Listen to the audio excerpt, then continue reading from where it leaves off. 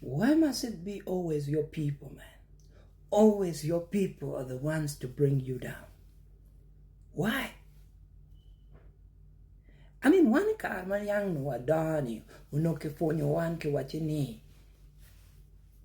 Beru mabe any you ma di. Keep on what dissenting practices. Jimmy mabeyu, my standards, my community, yeah.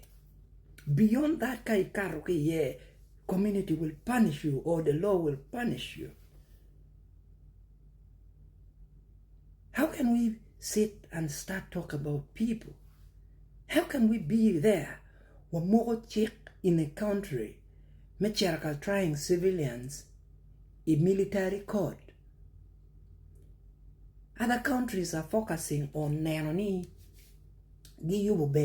citizens.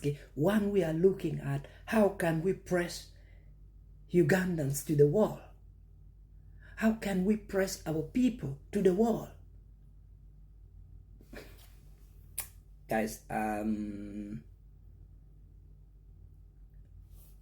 what affects the bin seat is within the bin seat.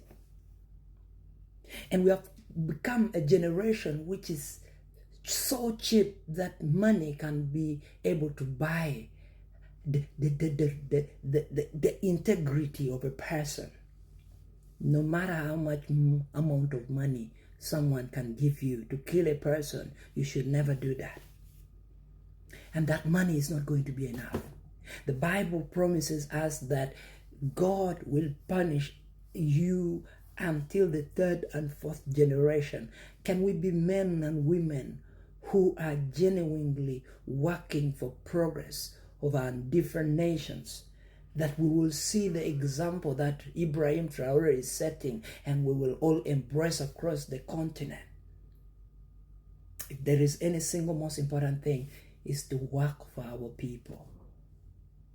Marshall said, if the western side of the world is appreciating you for doing something good, then you must pause and ask yourself a question: what wrong are you committing against your people?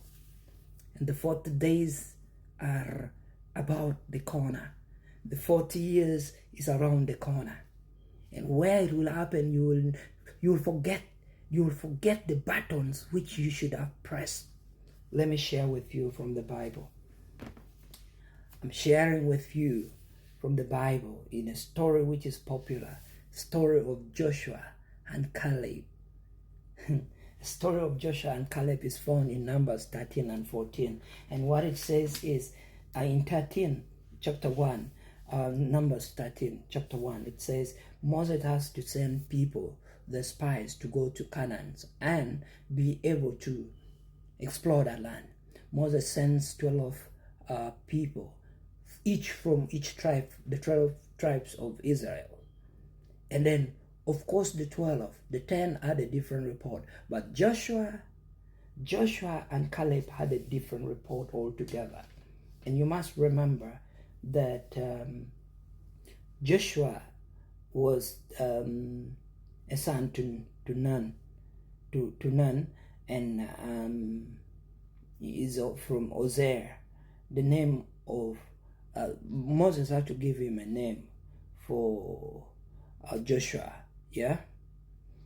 Moses gave the son of Nun, Ozer, name of Joshua. You must know that Ozer was the name for Joshua. Now Moses gave him Joshua. And then Caleb was the son to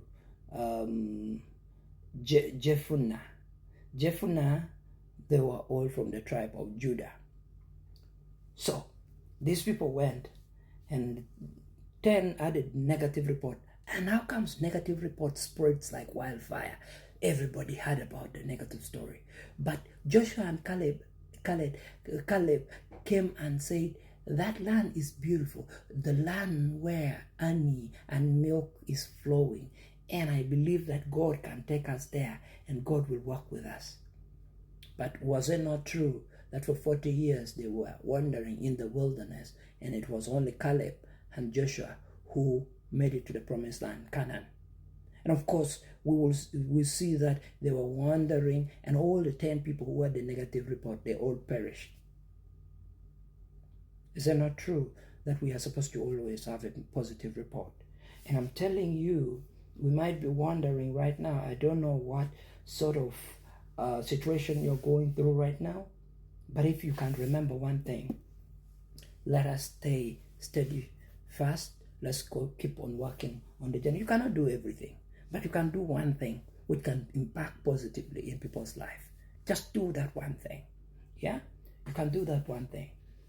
You may not, but how can it be that I have to treat people with contempt, but I should rather treat people with love and respect?